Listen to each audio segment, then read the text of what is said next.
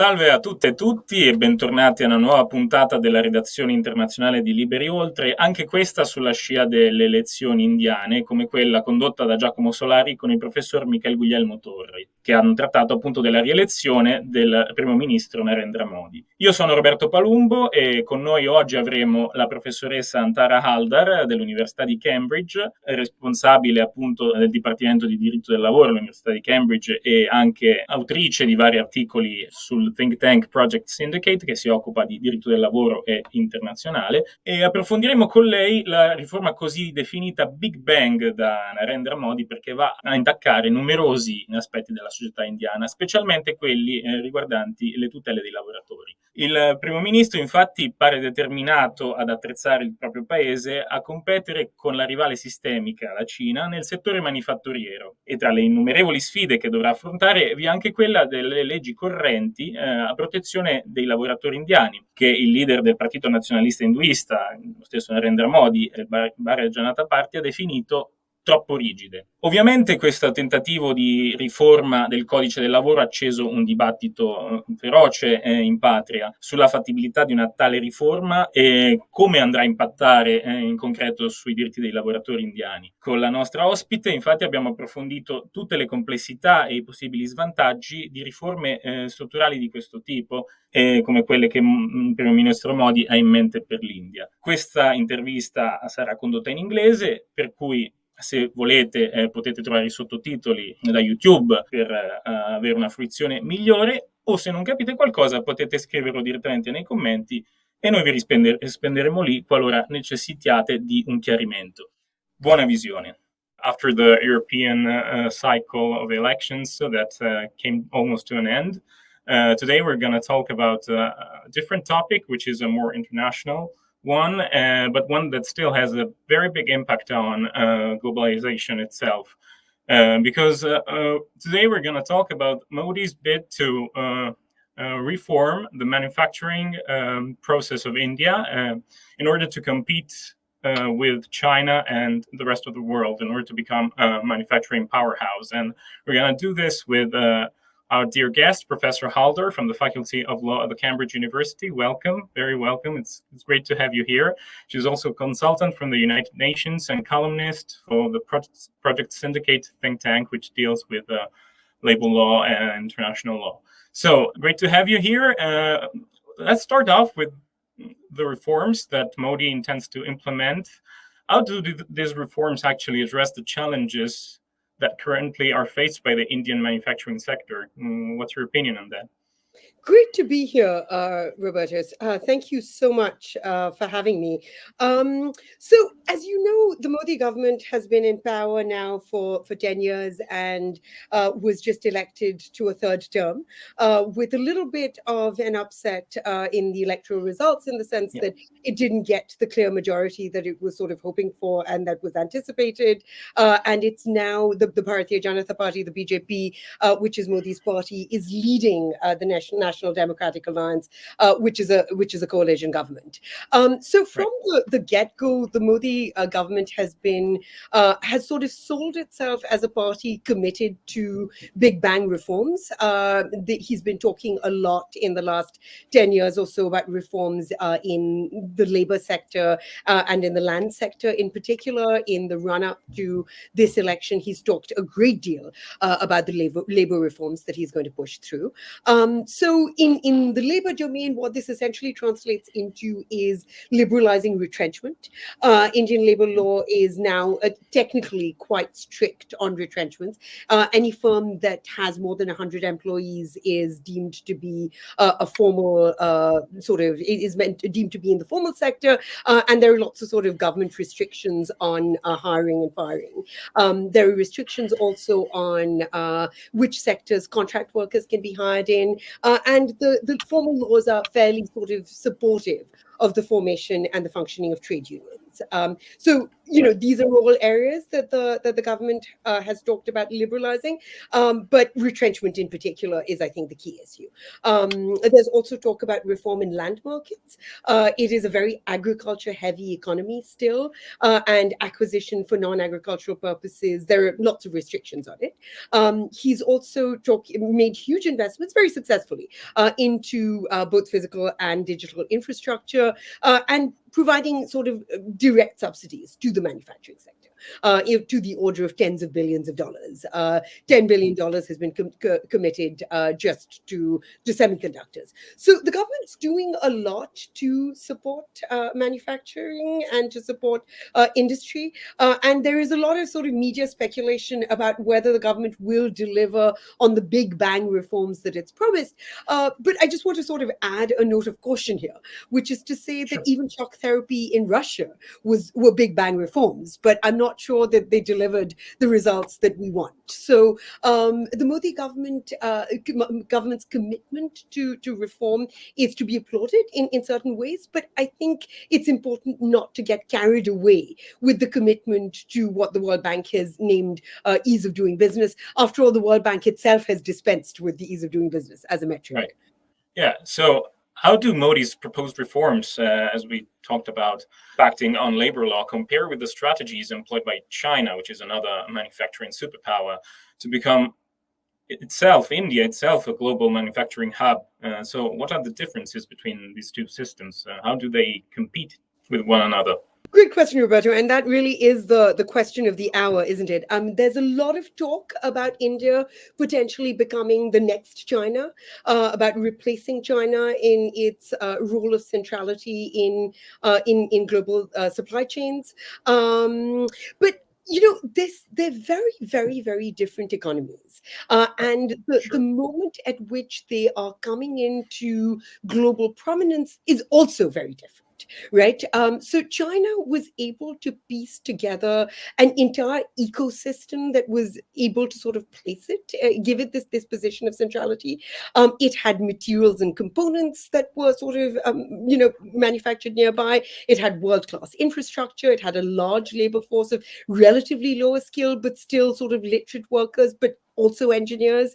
It had, land acquisition laws that were sort of very liberal, and it was willing to have this sort of really liberal regime of land and labor to compete on low labor costs and to sort of use the government's power to acquire land. But critically, in the 70s, when the China story was sort of beginning to unfold, we lived in a very different world. I mean, global trade was at an all-time high. There was a lot of sort of ebullience about the idea of global trade, so it was in a very sort of different ecosystem that this story was playing out. But the insecurities that the world discovered in the China model after COVID and the problems that it revealed with the global supply chain were always there. So India has different strengths, and my thought on this is that instead of India competing to sort of replace China as the factory of the world, that it should play to its strengths, that it should attempt to be not just the factory of the world, but potentially the sort of laboratory of the world or the boardroom of the world. So you sort of want to end up with as Apple rather than Foxconn, and even with Apple, there are problems, and that India should sort of play to its strengths as coming of age in a very different global economy. And to play a role that is more sort of normatively positive in some ways than China played. I mean, we're seeing a lot of problems with the China model, both domestically and in the international ecosystem. And so I think just blindly replicating that model should not be India's chosen path.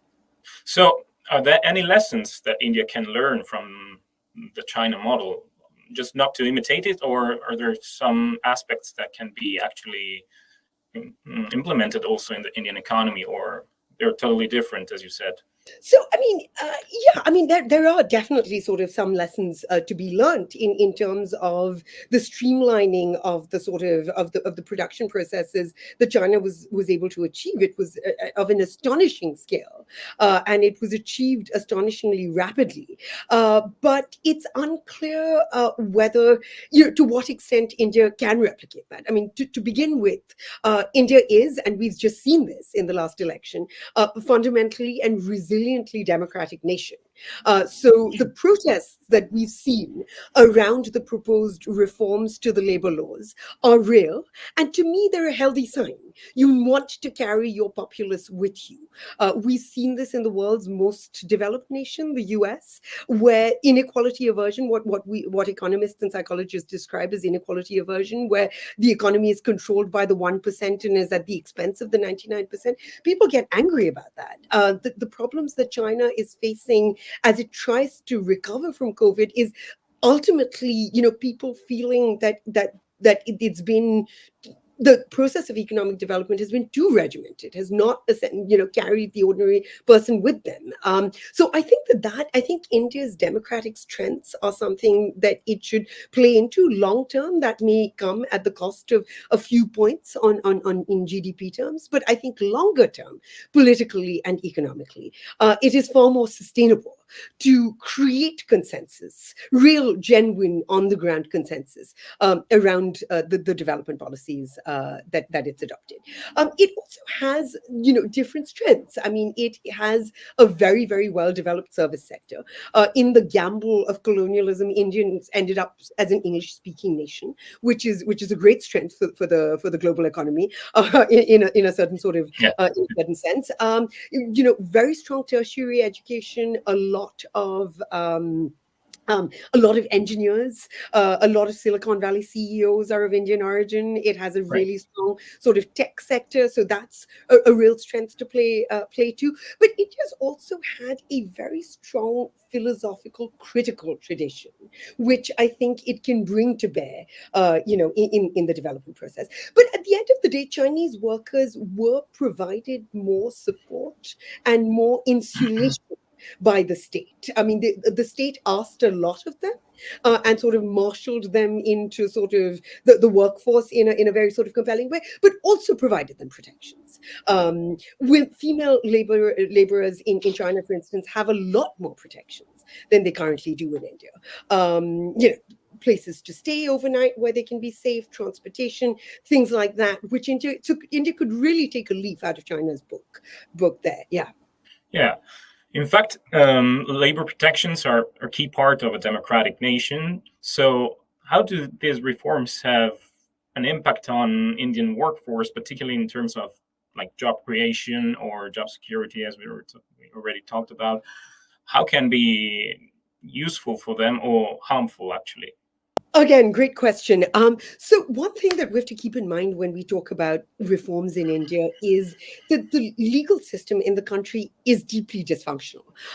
It has a 300-year time lag, 300 years, I kid you not, at current rates to clear the backlog that it has of cases. So everyone, whether it is employers, who are domestic, or whether it is investors coming into India, or whether it is domestic labor, could benefit from a better working legal system, a more streamlined legal system, a more responsive legal system.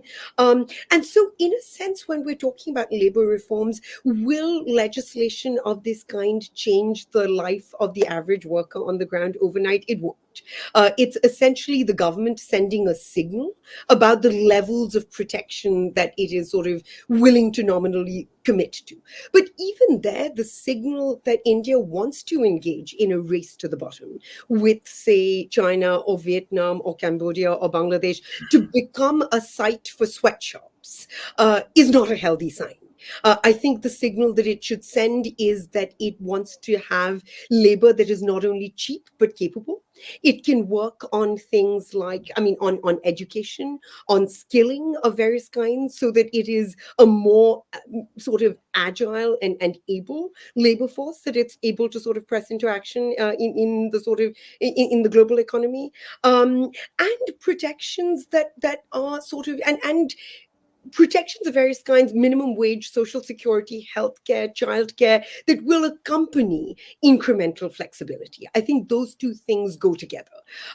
So labor lawyers who've studied the trajectory of economic development for developed nations find that, number one, the idea that deregulating labor immediately is a fillip to growth is untrue. The empirical evidence does not bear that out. And that at a certain stage of development, which I think India is on the cusp of, you want these things to go together. You want to strike a fair deal between investors, employers, and labor. An unhappy labor force is good for no one. It's not good for industry. It's Sure. not good for quality. Are there any specific sector of demographics of workers that are likely to be impacted by these changes, these big bang reforms that Modi wants to implement? Yeah, so 90% of the Indian labor force is in the informal sector, which is a stunning number when you look at the size of India as a country and the size of the Indian labor force. On a generous estimate, it's 10 or 20% of the labor force that are in the formal sector. So what we're really talking about is this tiny sliver of the labor force that is in the formal sector, that is unionized. It's these people whose rights will be impacted by the deregulation. So the real story lies elsewhere. The real story lies in providing protections to this broader labor force, bringing the informal sector into the web of protections. And that doesn't have to necessarily be through manufacturing and industrialization in the old way. It used to be that informal labor was purely a developing country phenomenon. But now we see with the gig economy that more and more of the Western world is informal. So we sort of need to rethink our paradigms and our frames of labor reform as well. I think India's aspirations of increasing its share of global manufacturing from 3 to about 10% seems sensible, but it should do this in a way that is not purely competing on price of labor. It needs to bring the informal sector into this network of protections, which is a good way of striking the balance between formality and informality. These workers are informal already. You can sort of bring them in to contract work with certain kinds of protections built in, which I think would have people up in arms a lot less. So I think we really need to rethink the basics of this debate in a certain way. So, are there any alternative approaches that could be taken to enhance productivity and compete with China, to make India a manufacturing powerhouse without compromising workers' protections that are essential, as you said, for their lives and well-being? Yeah, again, a very good question, Roberto. As I said, I don't think India's aspiration should be to outcompete China. Right. I take it as a great, you know, vote of confidence, and it sort of reaffirms my faith in India that it has become the world's fifth largest economy. It's actually overtaken its former colonial master Britain recently. It is set to become the third. There is speculation that it might be the world's third largest economy, overtaking Germany and Japan. And it's done all of this while remaining largely democratic, largely peaceful, largely secular, largely cosmopolitan, and with a good rubric of at least notional protections of land and labor. Right. So I think it should build on its strengths in these domains. Its growth rates are already very high. Its problems lie elsewhere. Its problems lie in its HDI ratings, its human development indicators, where it lags behind. It lags behind in literacy rates, where literacy rates are 75% as opposed to China's 93 or 98%. It is an incredibly unequal country. GDP per capita remains very low. low. What India is reaping the benefits of now is its demographic dividend. It is the world's most populous country. It's just overtaken China. It's also a very young country. But if it wants to become a great power and not just a global economic power, on the basis of its people, it needs to invest in its people. It needs to make sure its people are well fed, well, in good health, well educated, and with the social protections that the process of economic development need to be accompanied by to have any element of political and economic stability. I think in the long run, the China story came crashing down like a house of cards quicker than anyone expected. This was meant to be the Chinese century. Now we're talking about the fraying of the Beijing consensus, right? So I think the returns on the China model approach to development are very limited.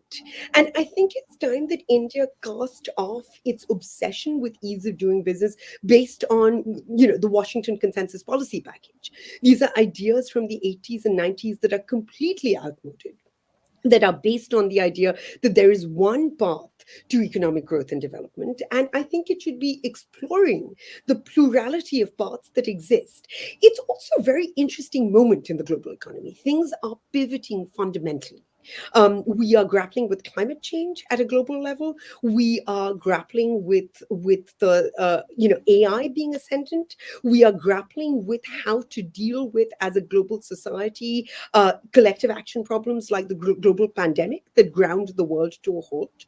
So India is in a really, really good position to act on its sort of lip service to playing a leadership role in the global south and the global economy more generally, and play to its sort of collectivist cultural strengths to strengthen international organizations in a way that can sort of undergird the globalized economy that we live in. You cannot have global economic integration without global social integration. And my aspiration for India would be to use the interest that the world is expressing in it now to play a benign leadership role in spearheading some of the institutions that the world is in such dire need of, and is lagging so far behind the levels of economic integration that we've seen. So yes, I think we are in a different global economy, and we will need a fundamentally different approach to labor markets to meet the moment. Notwithstanding that India's government has almost an absolute majority, this election turnout resulted in a bit of a stalemate, because the opposition party, the historical Indian National Congress, gained more seats, and so didn't allow Modi's to have an absolute majority government. Yeah. So can this party, which is the heir of Mahatma Gandhi's ideals, right, and the historical opposition party of India, also an historical government party of India, and can this party influence the way these reforms are going to be implemented, and can it say something about it? Yeah, I mean, I think so. As you rightly say, it was a bit of a sort of shock election result. In the Modi government has been in power for 10 years now, and in both the previous two terms, it's had an absolute majority. It now has a majority, but not enough individually to form the government on its own. So it has formed the government with coalition partners. But the India alliance, the opposing alliance that you referred to, that is led by the Indian National Congress, has made unexpected gains. I think that this is generally very, very healthy for the Indian polity and the Indian economy.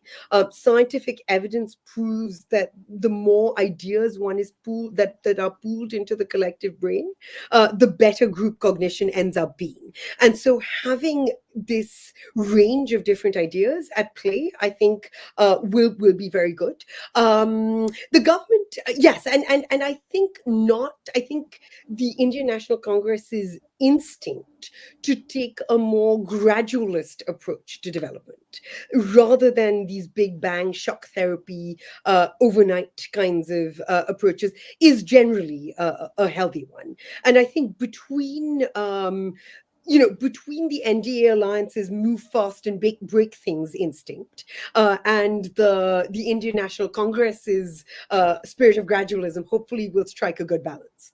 So how can the government balance the need for a flexible workforce with the protection of workers' rights? Because it needs a substantial amount of flexible workforce, right? Because in order to enhance productivity and, again, to compete in the global stage. Right. So, I mean, one obvious answer there is increasing worker protection. And bringing more of the workforce into the network of these protections. So I don't really, if Indian workers actually have even 3/4 of the protections in real life that they are guaranteed on paper. Take, for instance, maternity rights. Women in India are meant to be entitled to maternity benefit. But you would be hard pressed to find someone on the ground who's actually been able to vindicate that right. Right. So we need not only protections on the books, but we need protections in real life. If we could widen out that net of protections, which in theory, the Modi reforms are also sort of looking at doing, increasing, putting in place minimum wage, putting in place social security, I think that would help a great deal.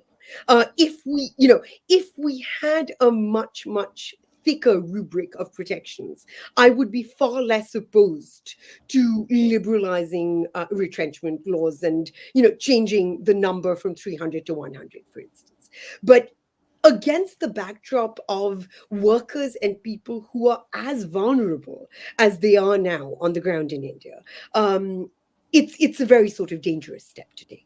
So I think, it needs to, if the market needs to sort of modernize, as it were, it needs to modernize fully. In the sense that the flexibility needs to come with other types of ameliorating protections. Right. So what are the expected outcomes of the Make in India initiative that Modi wants to implement to attract foreign investment so that he could boost domestic production properly? Yeah, so the Make in India initiative has actually been in play for a while now.